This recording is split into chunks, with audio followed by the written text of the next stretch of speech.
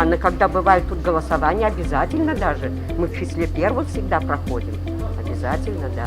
Так что мы активные. Да, за стабильность голосовал.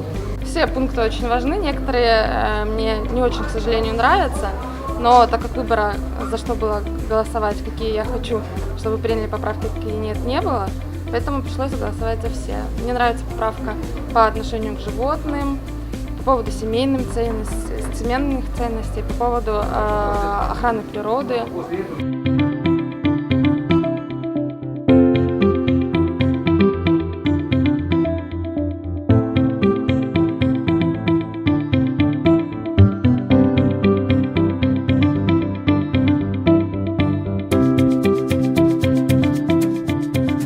Особенно мне хотелось бы отметить, как дипломату, как представителю Российской Федерации здесь, это то, что в Конституции есть предложение о том, что Россия принимает меры, направленные на поддержку и обеспечение мира во всем мире, обеспечению мирного существования между различными странами.